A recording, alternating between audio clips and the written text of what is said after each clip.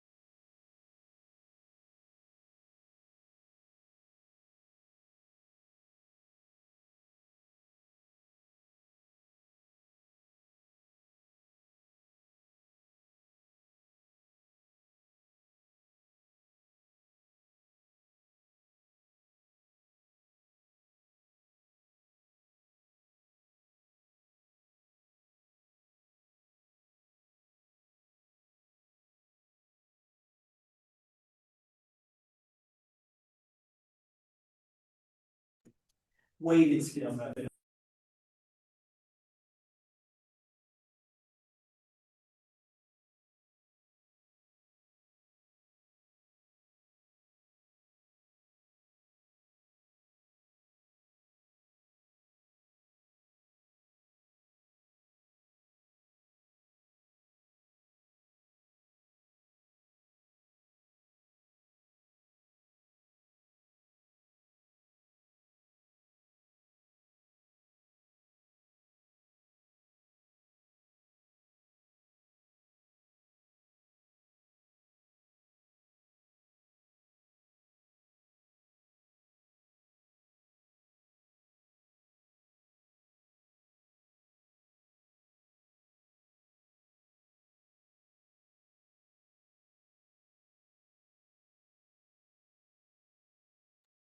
To reiterate,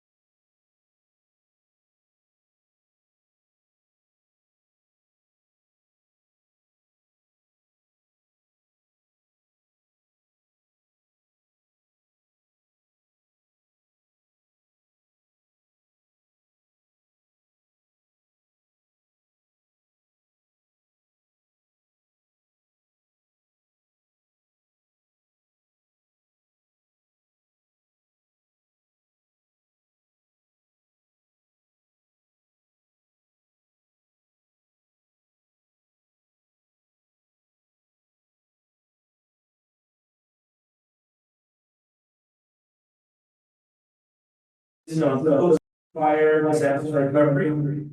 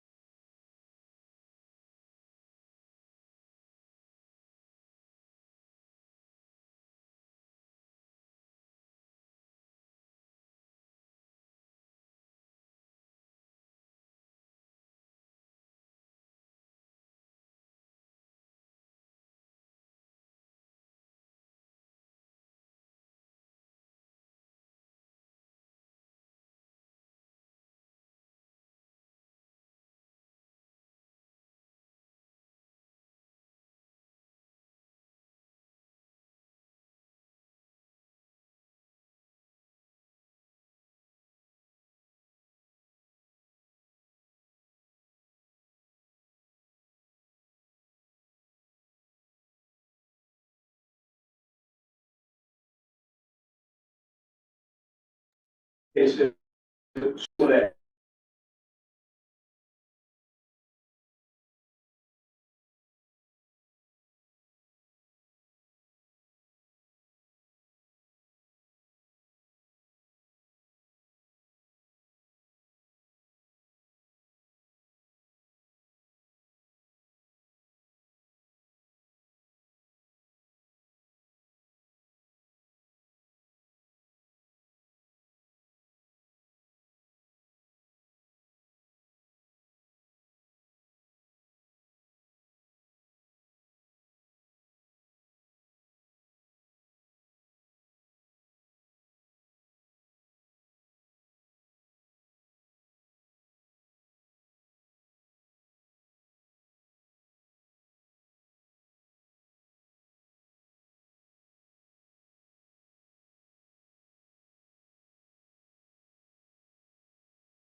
But come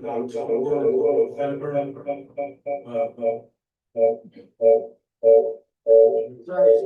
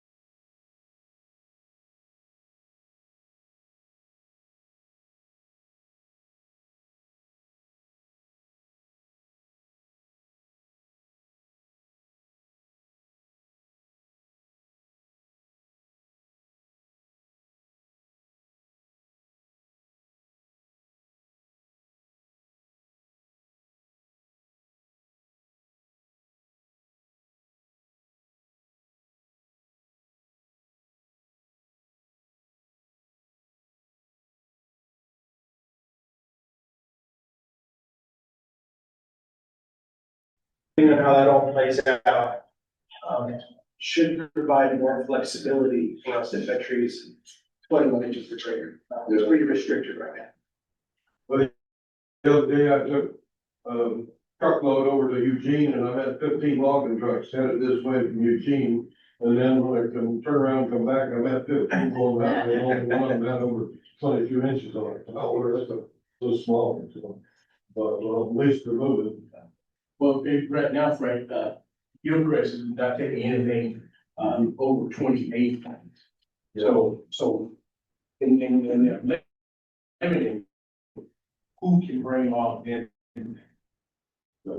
So yeah, market is at best who you know and not what you know.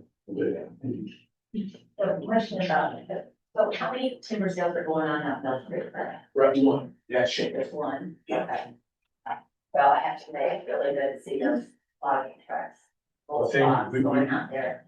All those Forest Service trucks and good. Okay, all right.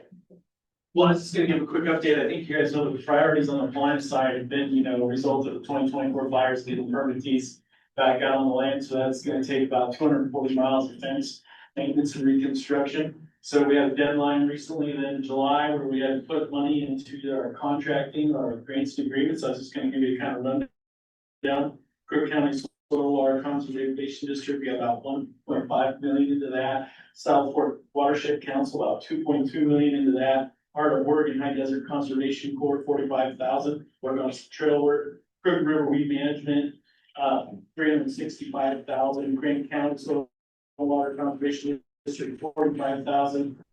Lake County, 1.5 million. We got contracts that are 350,000, 200,000, another 400,000, 800,000 for landline boundaries and whatnot. So there's just a lot of moving parts to all that right now. And then also just on the district, we prioritize the need to go and fall hazard trees out, sunflower, area along the 58 road, there's private holdings out there. The fire severity was pretty high, and so we're gonna do about 655 acres along the roads and hazard tree falling this fall, so anyway. We're moving and shaking out there right now. Thanks.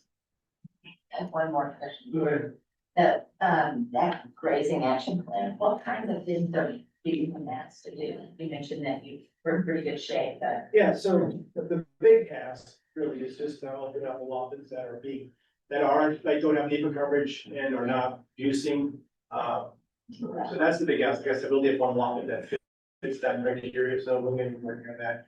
The other, couple of things going on is it's really more about like prioritizing the relationship with the permittees at a different level, and providing a lot more customer service to our permittees. And also making sure that when we're dealing with any issues or challenges with permittees that we're dealing with it at the lowest level and doing more of an administrative type action than any kind of law. So what that means is before we, if there are issues, if law regulation policy is not being followed by permittee, rather than going immediately to some kind of punitive action, our ranger will get involved, or if it gets elevated, it'll get up to me. So we're just making sure that we're trying to understand their perspective, where they're coming from, so that we can develop and have good relationships with them. The other piece, is they're talking about having like a fire liaison. Now, is that on our side, or is that on the liaison on their It's side? on their side, and right now, in Fitzroy, we We already have that. have that with the RFPA. Yeah, so basically having someone on the other end, like, who can help coordinate when we have a wildfire, be able to move cows out of the allotments, out of the pastures. And I think we've been, the one year, last year, when only, year I was here, seen a lot of success doing that. So we're already doing that already too. What other elements were in that? I didn't. And that was just. That was the most, yeah. Yeah, so any NEPA, like fast paced NEPA, in case we get, allotments, and we already have our allotments. Well, allotments already underneath, so like, it just, I think maybe, if there's any like range improvements or things that we need to do on an allotment to improve water access. Just to make sure that we're maximizing our NEPA flexibilities, which we do anyway. So again, we're doing that already. So, as we read through it, it just feels like unless we're missing something, I think we're feel like we're in really good shape. So I think we're already kind of doing that here, essentially.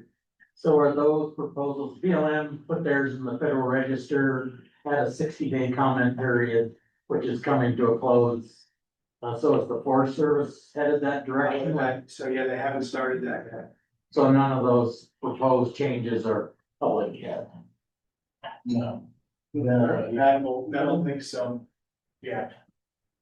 Good question. Do you know if there's been any contact between them, or should it have some, how much contact for service, on the one changing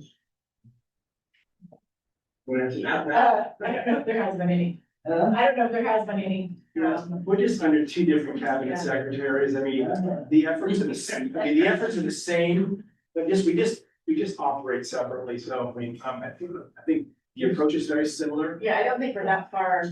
The rumor mill is that at the secretarial level, you are conversing.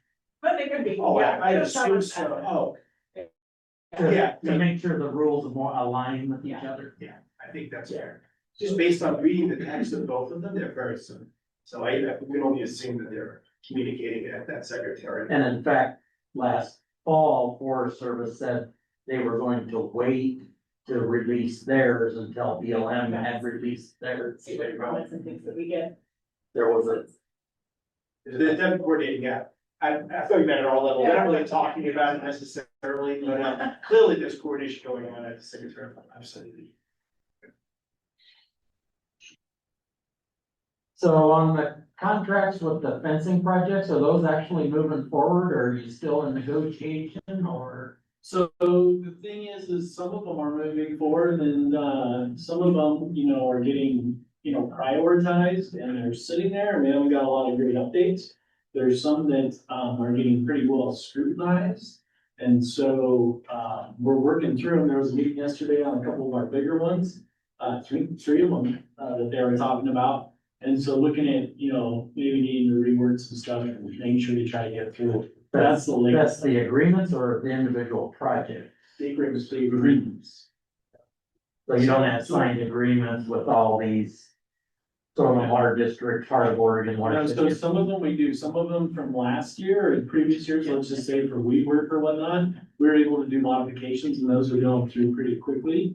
And then the new ones that we have going on are the ones that there's kind of a whole new system in place and we're trying to navigate that system. And then our agreements folks, they're so understaffed, the priorities for us on the forest might not be the highest priorities in the region or the, whatnot, so. We did everything we can do locally to get them in on time, and now we're waiting for feedback. And I would also say that because of some of the things that Robbie just mentioned about, some of the things you just mentioned about the wording and agreements and that kind of thing. The group of agreement specialists will be getting together with us, I think on Friday, to talk about that. See what we can do, because we understand that we know that this is a priority for us, even though it may not be a priority for the region, and how it affects the local economy and the model, raising operations for Central Oregon. So we're working to see what we can do to work through that, because as Robbie mentioned, those dollar figures, that's a big chunk of change, and it's important for us to be able to utilize that as best we can in the most efficient way. So that's a big deal. On campfires. My understanding, what you said was a limited area. Why don't you just cut all campfires out? So, in stages.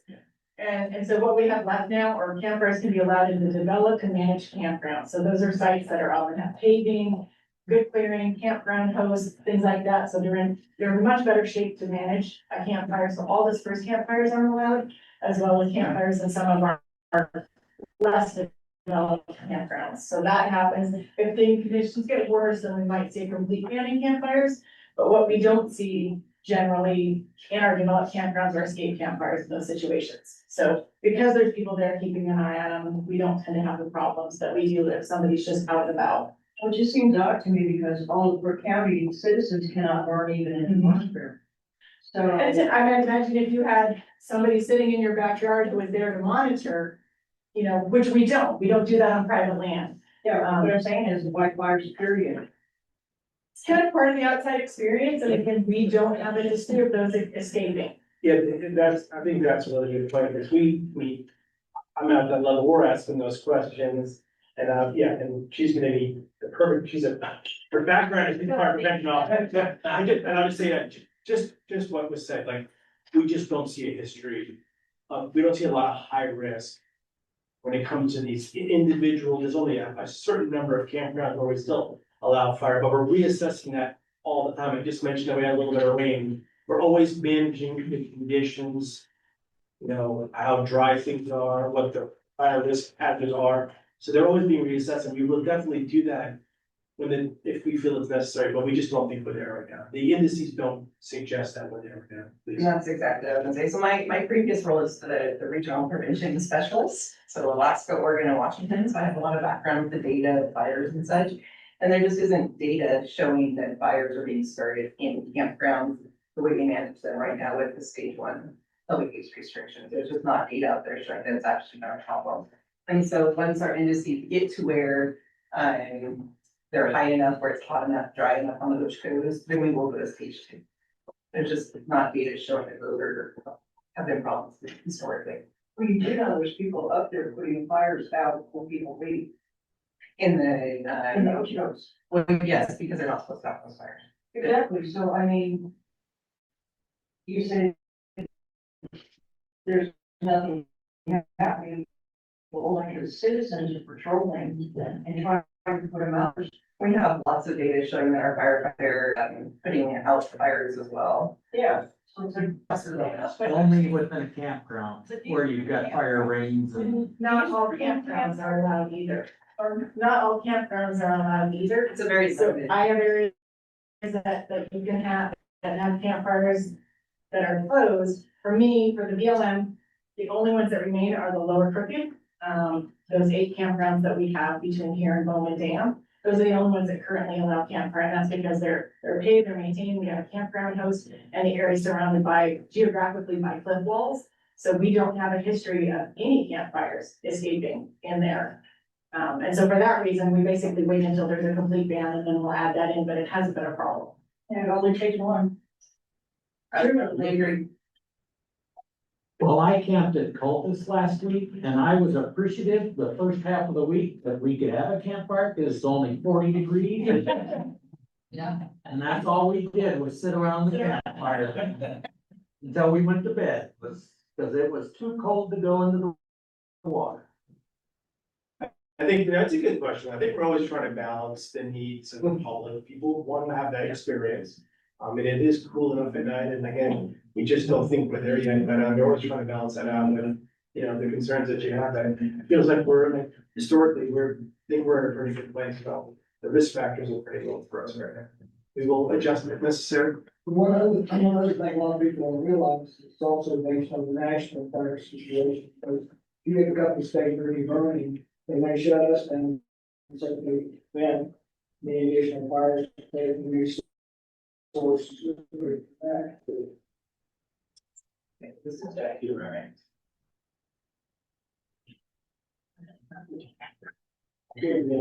Okay. Thank you. To be on that. All right.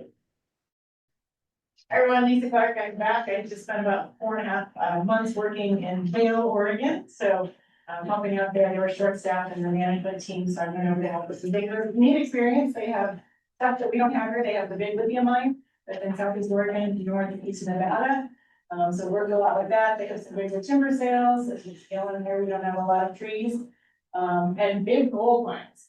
We have our little swirl of pan up, John Daly kind of gold mines. They have the great big gold mines. So it was kind of a neat experience to just see some of the projects from a different standpoint. But back in touch with these here. Quite a while ago, we shared that we were upgrading our integrated invasive plant management environmental assessment. That went up for public comment. We only got 4 comments on it, so we'll go through those. I didn't hear that there was anything substantially crazy that we had a comment on, so we should be able to resolve those quickly. Once we get a decision on that, we'd be able to add 10 new herbicides that we can use. What we're seeing is the herbicides we currently have aren't as effective as they need to be, and there's other stuff out there that we can use. I left this on the table there at one. Surprise, we're actually hiring. Oregon, Washington, BLM. The primary focus right now is based solely on administrative priorities. So what we're seeing is a good push for foresters in Western Oregon, along with land surveyors and equipment operators and forestry technician. Over here, we will be looking for a forester and an equipment operator. Those are the 2 vacancies that we have, so we can give them permission to fill those. But please feel free to share these with anybody you know might be looking for a forestry position, forestry tech. Some require moving, Roseburg, Bedford, Coos Bay, Northwest Oregon. That's where the big timber sales are going on, so that's where the biggest need is. But we lost our forester here to the Wildland Fire Service, so we're hoping to fill in behind him. But yeah, that's kind of exciting. It's the first movement we've seen in quite a long time to actually get some positions filled. There'll be a couple more phases where we were hopefully we can get to where we can hire a planner. Couple of the key vacancies that we can continue to use to help support some of the fuels and fire projects that we have out there. We just finished last November, ended up going into December because of the shutdown. We can advertise to see if we wanted, anybody wanting to be a new guide and outfitter on the lower Crooked. We had a maximum of 4 spots available and we did get enough applications for that. So those 4 businesses have now been authorized. They're all for kind of the walk and wade fly fishing. So that's the kind of business that's gonna go in there. But anybody could apply. They could have been maybe doing kayaking, paddle boarding, guided hikes, whatever they wanted to do along there, but it was the fly fishing was the applicant pool. There's been a couple trails on Barton's View that are kind of nipped into some private land, and with some of the mountain biking events and things that have been going on there, it's caused a little bit of conflict, so we're gonna have a planning team up there tomorrow. They're gonna go through a proposal for kind of a new central trail with a couple of alternatives, so we can get those trails routed to better positions and away from the private land. We'll hopefully get all the clearances done up there and be able to do this pretty quickly. The other thing, Juniper Canyon, so we've been having some fun things going on out there. One of them, in 2025 or 2005, when we did our management plan, it was called a series of roundtables. So we had committees that were formed, with local members representing certain industries to kind of help identify what we wanted to do on the public lands that my field offices manages. So here in Crook County, we had the original Crook County, what was the original name of the committee? Same, so we had the Crook County Natural Resource Advisory Committee, we had ODF&W, we had community members, we had some OHV groups, representatives, neighborhoods and things like that, and one of the things they came up with was how to sort of plan some of the public lands out in Juniper Canyon. They wanted input that we got was that they wanted a mix of uses out there, so some motorized, some non-motorized, so that's what we did. Over time, as people move in there, we were seeing a lot of intrusions into the non-motorized area. So in 2024, we sent letters to the neighbors saying, hey, you may not be aware, the area south of PLA 2 going towards the Crook River Canyon is actually the non-motorized side. The motorized is a little bit farther to the east. We'll let folks know that we're still getting some intrusions. We were getting some phone calls from people living adjacent to the non-motorized, and they stopped the motorized. So we put some boulders out there, and that kind of caused some shock for some other people.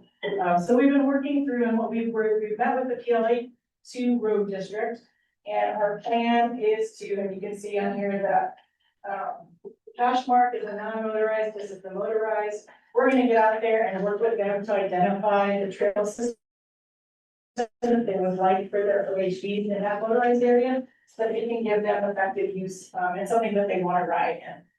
So we started doing an evaluation, we'll meet out there with them. They'd like some long routes, some loop routes, and maybe actually an OHV play area.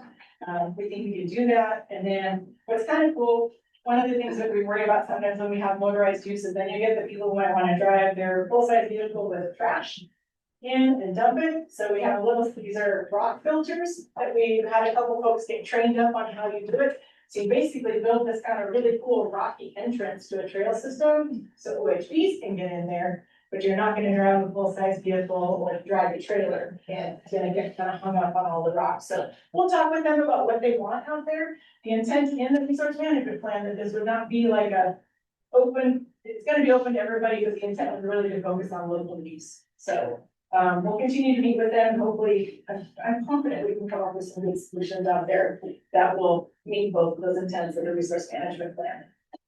So Lisa, this committee worked with Jeff Kitchens when he was in your position in the late teens, early 20s. A couple issues primarily driven by permittee concerns about trespass, cut fences, motorized vehicles in non-motorized areas, a lot of trail building. I think the letter you referenced in 24 was a result of trying to inform those folks that just because they have property that abuts public land doesn't mean they have a motorized access point. Yep. Because of that property boundary. How are you dealing with those issues, particularly the permittee private landowner concern about trespass? Yeah, so we use the boulders to kind of block up some of the non-motorized areas, and then what it did was it created a problem because there was an access point in the non-motorized area to get into some state lands, and then cross through some private lands and get into the motorized area. So we're gonna work to see if we can continue to provide access that way, so people have a reasonable way to get into the motorized. The PLA two folks have also said that if we get this system in place, they are very happy to help patrol the non-motorized side and help enforce that and help share the, we'll look at adding in fences if we need to. One of the things, there's actually a little tiny intrusion into the non-motorized where there's a gravel pit. So it's weird that that was non-motorized, because you have to drive to get into the gravel pit. It's where people go to shoot. And so I don't plan on enforcing that, because it's just gonna get, the fence, if we've got events there, would just get torn down and people will continue. It's a really good place for people to shoot. So we'll see if we can find a way to allow that activity, and then maybe get the barrier behind that, that would keep people from crossing into that non-motorized. So we're figuring out some things. I haven't worked with permittees out there yet, but hopefully by kind of enforcing a lot of that non-motorized, we're gonna create good conditions out there. We also won't close any rights of ways, so there are people who do have active rights of ways down into that Gentian Way down there, none of that will get closed. The other thing will be two of the parcels that, the county is asking Representative Fence to have conveyed from the BLM to the county for the purpose of safe parking and safe fire space, are in this area. And so I'm not sure how that might affect whatever trail systems we would plan out there if that went through, so. Got a full answer for you, more to come. Well, I guess I'm kind of, given the level of activity, this committee, BLM, and the permittee, took with this exact issue, I'm just kind of surprised that the permittee's not been made aware of. He may have They may have been the issue. ones that complained that they were getting the motorized use where it wasn't supposed to be. We had a couple neighbors. I haven't talked to the permittee. I can check on that for sure. But the motorized area was always intended to have a motorized trail use system in it. We just haven't had a chance to get around to that. The nice thing is we now have authorities through a categorical exclusion that we can actually adopt some of the routes that are out there as trails, and go forward with that. So, but we obviously will always work with our permittees. That's kind of all I had. I don't know if there were things hanging up from previous meetings, like instead of just getting kind of back and caught up. But if there's questions or anything tagging on to what Forest Service was. So the guy that got killed up there on Barnes Butte, was that on BLM property or? No, I don't think it was. Where they fell off there out of the They fell rocks. off, Yeah, yeah. I don't think so. Oh, yeah. Yeah, no. I don't think it was. It's hard because we don't manage the people crimes and the people injuries, so that would always go to county or state law enforcement. So it's entirely possible if it was on BLM, it got routed up as a serious incident report through our law enforcement, we wouldn't have handled it directly. Yeah. So. Well, I was wondering if there was something to be done to keep people from doing that. If it was a personal problem or is it?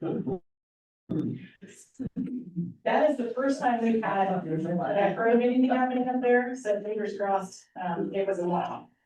But. Yeah. You want to have any questions for Lisa? Thank you.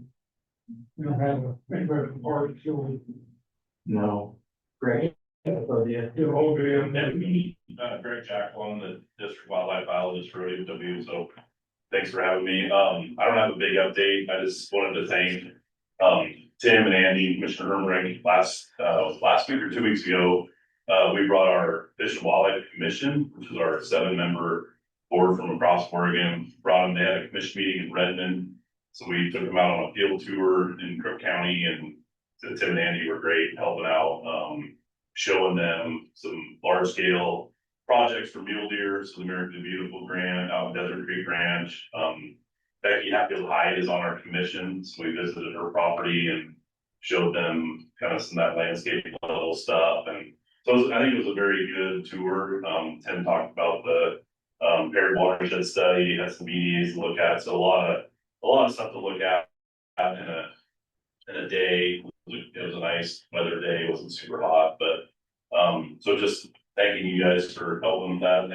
Thanks for Commissioner Hermring for being there. I think that was well received, and again, just telling the story to our Fish and Wildlife commissioners who represent, there's a gentleman there from the coast, couple commissioners from the Portland area, so they don't see this a lot, and I think the big standalone message was, you know, Tim talking about this area gets 12 inches of rain annually. And, you know, Bob Spellbreak, who is our representative from Newport's like, oh, should we get 12 inches of rain on the weekend? So just some of that stuff, so that was good. Like I said, I don't have a huge update. I know some of you guys have been briefed on the Prineville Reservoir and the Quackamussel stuff. I think they're just continuing to monitor that. Portland State University is going out and doing continual monitoring throughout the summer, and I think what they're doing is looking for the sign and evidence, and then also like testing on and stuff. So I'm not a fisheries biologist, and so I just know tangentially about that issue. But other than that, yeah, just welcome to be here and answer any questions. And bring this discussion about the effects of the, I can't remember the number right now, I told you, whether they, I know fishing and stuff. It's scary. Yeah, there hasn't been. I think we're not supposed, like, again, we're state agency employees, we're not supposed to comment on legislation, so, but I know Rob and I were at an OHA meeting here, Oregon Hunters Association meeting in this room last night, and they're gearing up to make comments on it, but again, I think they're still waiting to see that I think it has got enough votes to be on the ballot. So it needed 117,000 signatures. They turned in 147. And as of yesterday, the Secretary of State has begun analyzing all 147 to make sure they made 117. If they make 117, then it'll be given a ballot measured number, and we'll quit calling it ID 28. We'll call it BM something. Okay, and at that point, I think like OHA is gearing up to make comments, and I mean, again, like we can't say anything about it, but I'm sure there'll be lobbyist groups that will talk about it and how. There's lots of organizations that have already come together. Yeah. And are ready to begin the anti-vote or vote no campaign. Yeah. But they're waiting. They're not expending a lot of energy dollars until it actually gets a ballot. Yeah, that's kind of Come November, if Portland tells the state that we can't fish or hunt anymore, or kill cattle and whatnot, what's that gonna do for you people? Yeah, I don't know. I mean, I think it's gonna be hard to have a state agency when we rely a lot of our revenue is on hunting and fishing licenses, so yeah, it'd be tough to change things. Well, I don't think it could happen, but they've done things like that before, and they have maybe vote. Yeah. Everybody educate the people who work on the land. Eugene, all down the valley.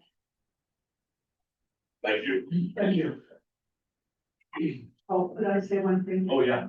We had a handsome little bug that was in our yard for about 2 weeks. We thought he was going to try to make friends with the goats. But it didn't work. Um, It's fun to watch.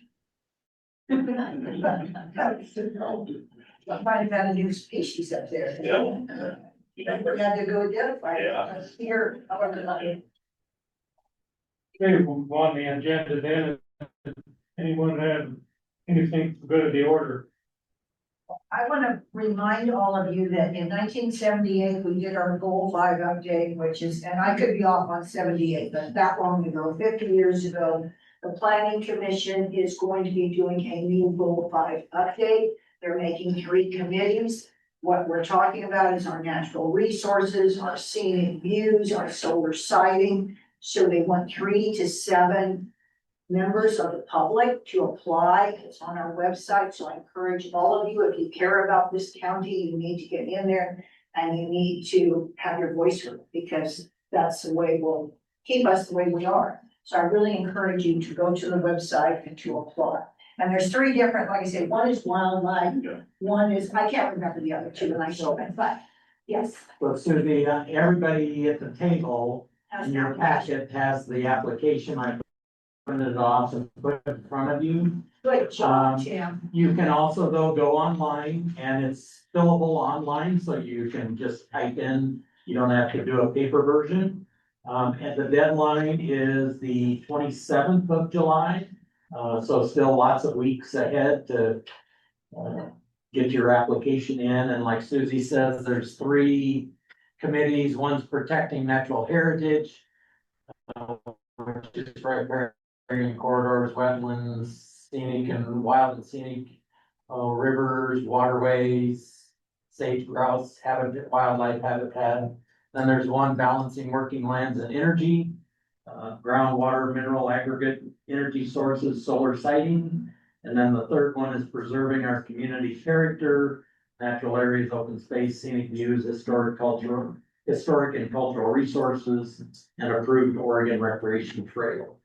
So, I want you all to fill an application. Now, I'm gonna be going to them, but I'm not gonna be saying anything because it'll have to come for a vote for us. Unless I get really upset about something and then I probably blurt it out. But I hope all of you fill out and be part of this. So do you know when those meetings are going? They're gonna start in September. That's what I've been told. Yeah. They're accumulating now and getting the committees and I've been told the end of September. But don't hold, that's just what I've been told. I haven't seen that written down. And there's a press release. I just looked at it before I came here. It's gonna be going out in the paper on my Facebook page and all of that too. How many people are on those? 3 to 7. 3 to 7. And then they have members of the planning commission are heading it, like I know Hunter Newhart is doing one, Kirk Tuanani is doing another. And I'm not sure, do you know who the third person is? I was told, but one of this year must have went out the other way, but yeah. But I really hope all of you will. out on the table in the hallway are more of these also for. I would want to do the, do you have any idea of how type meeting, I guess, to be working in and with people? They have to have a minimum of 3, no more than 7. I have no idea on that at all. No, I'm sorry, there. Yes, he would be able to tell you that. Some of the subject will probably be a little bit more hairy than that's it, yeah, I just want to say, I just hope we get some applicants for Thank that. you. Anyone else have anything for good of the order? This doesn't really have to do with that. Can you speak up? It does have to do with. Good. So I just, this doesn't have to do with natural resources, but it does have to do with food. I don't normally bring in snacks, but kind of, if you want to fulfill my last member in obligation, so there are cookies on the counter there, and I told them about take home, but any of those switches. Thank you, Laura, thank you. Tim shamed her and then he felt bad because she said she was gonna do it. So I might, also in your packet, from the AFRC, is a summary table of all the regions and their timber outputs. And on the Ochico, we're like at 67%. And if I remember right from our June meeting, you guys with the sale that was coming up, where it's gonna go over the top, be at 100% of, so players giving the thumbs up, they must have that made it. So I just think it was interesting that by the different regions, kind of where the timber is coming from and within what might become the old Region 6. Sort of how, you know, it's an important region for timber production and anyway, sort of how each forest is doing. So I thought that was interesting. The other question I have in regard to the AFRC, once in a while, occasionally I'll send to the committee a link to like their monthly newsletter. Are you finding any of that useful? Do you get tired of me stuff in your mailbox? You want every monthly? Because I don't send you every one. But if the topics look like they might be interesting, local, still a national flavor, but interesting local, that's kind of when I hit the forward button. But I don't want to stuff your mailbox. I get called. Oh, you do? You have an insider there. Anyway, just curious if you find them useful. Pretty easy, legal. It is. Well, that's what I always used to tell one of the commissioners who complained about me sending him emails all the time. I said, Mike, that's what the X button is. That's right. This is off the subject, but 2 or 3 weeks ago, I got invited to go to Tillamook and Clatsop County on a tour.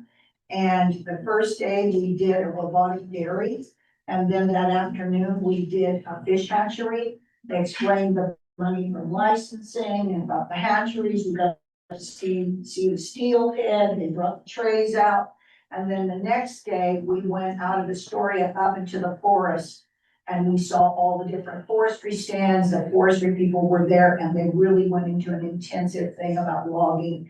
We saw a logging operation, actually logging. It was very, very interesting. I've driven through the counties. It was so interesting to get out there and be with all the different, the industry people and also our state representatives. And so, anyway, that's just off the side, but I learned a lot. I hope I remember it all. One more thing, if that field trip you have tomorrow, we weren't able to make the one before this group, is it possible to go on that one tomorrow? Think so. I think it can change the flavor of the trip. Are there folks in this room? Are you interested, or is it Yeah. just, or is this more of a general? Well, solicitation? no, I'm interested because I wasn't able to make the last one. And so that would be the reason that I would want. It's just pretty much doing the same thing, right? Yeah. Yeah. Yeah, so if you're interested in joining us, Yes. in front of the Ocean National Forest headquarters, it's at 9 o'clock. 9 o'clock. And we should be back there by 2:33. Okay. Perfect. Great. Thank you.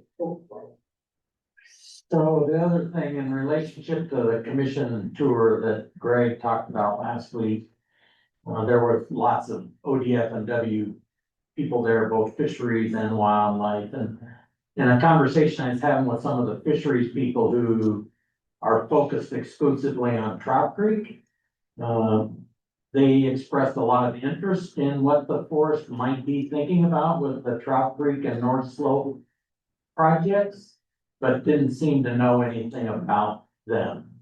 And I guess I wonder if you guys have yet reached out to ODFW, the tribes, any other sort of those kind of groups that might have interest in those areas that maybe generally aren't brought in this early in the game. Well, we are reaching out to the tribe for both North Slope and Upper Trout. In terms of restoration work for, Trout Creek, we've done that. That restoration work was done when we were doing, planning for the bed project for Mill. So when we left Mackay, restoration, we went on to Trout Creek and Gate Creek. So those were done. So we're not doing any restoration work there that when we were doing that work, we did coordinate with ODF and W and folks to talk about the restoration work that was going to take place. That work has been accomplished. They just seem to have general interest in the project area and just again, Yeah, Tom Nelson, you mean, and the folks that were. I wish I could remember his name, but he said that he was he and I were chatting and he remembered Ed Schwartz. Yeah, it's probably Tom Nelson who does a ton of work with private landowners in Lower Trout Creek, and so we don't always reach out to them when we Tom come to Nelson? business. Tom Nelson, Yeah. he works for ODFW, he does it. Goat always, right? Yeah. Maybe Bulls responded. Yeah, I mean, we responded, we wrote a letter, and so again, we probably didn't reach out to Tom, but again, it's one of those things where we don't reach out to every single ODFW member, but yeah, he's working in the Lower Trout Creek where, because there is salmon and steelhead, I think he's a BPA funded project, so, He just seemed, I just curious, just yeah. because he seemed interested but didn't know anything about it. We'll pass it on to them, I mean, like, they have interest in forest stuff, but generally they're working on the private land with, I think Jefferson County, like Adam Harbor and Jefferson County, SAC, they're, I just figure what happens in the uplands affects the lowlands, so. yeah, of course. Anyone else have anything we're good at, or go ahead? I just hadn't been to a meeting in about 9 months, so I'll wear my SWCD hat for a minute and I'll give you an update on what the SWCD's been up to. Those of you who've been around me know that we've been real busy. And the reason for that is because over the last 5 years, the SWCD has averaged about 400,000 in expenditures a year. And this last year that just ended, June 30th, we expended $1.2 million. So we ramped up significantly over what we've been doing. And it shows we have 36 open grant agreements. We have plans in place to cut about 14,000 acres of juniper currently. And we got about 2 million in proposals that are still currently being reviewed. So lots of different projects going on. We have fish passage, we have juniper, we have fencing, all kinds of things. And yeah, so that's what we've been up to. Any questions? Anyone else? Well, I wanted to post with, I wanted to thank Lynn for covering for me for the last 2 months. I couldn't make it, couldn't be here, so she did, looks like an excellent job, so thank you. You're welcome. I apologize for being late. We just had 3 pounds of liquid removed from our dogs after my life. Yeah, we weren't expecting that. Oh, this a whole while. He's fine. Jody, do you or Jen have anything? Sometimes you have things you wanna share, Yeah, introduce again for the crowd that might not. sure. Jody Shipman, Oregon Living with Fire. So, I will update that we, are still updating the centraloregonfire.org website. So I'm very proud of myself. I'm learning a lot about website development and back-end things. But what we did, what we're doing, especially to help our federal partners, we're cleaning up the pages so that whether your local fire department has something, there's links to each fire department locally. We have the Oregon Department of Forestry, and then we have the Bureau of Land Management and the Forest Service, public use restrictions, as well as the interactive maps on some of their projects. So we flipped the switch from prescribed fire to wildfire for that site. So prescribed fire now has its own page, wildfire has its own page, and we link and work with the county emergency manager so that you should be able to get evacuation information directly from them from our site. Also to sign up for emergency and non-emergency alerts for fire activities. So if you subscribe to the 888-777 number, you should have gotten an alert this last couple weeks for a couple of those smaller fires that get sent out. There was only, I think, 2, and like the one up by Antelope that happened, we know that a text went out for that. So that's what that's for.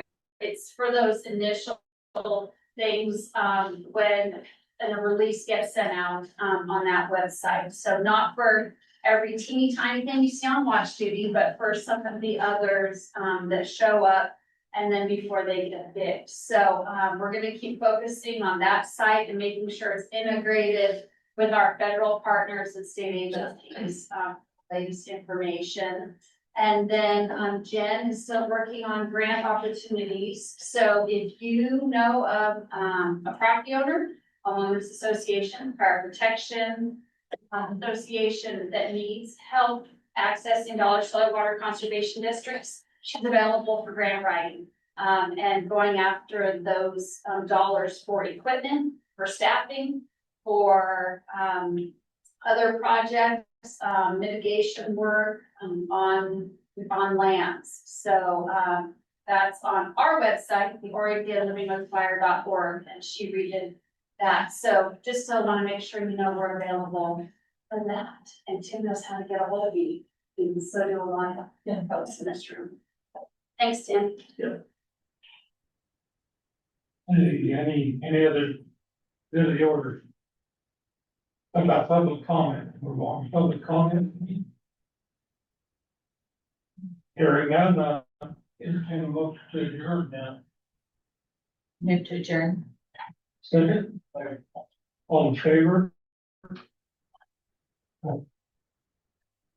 Or adjourn. All in favor, stand up. No.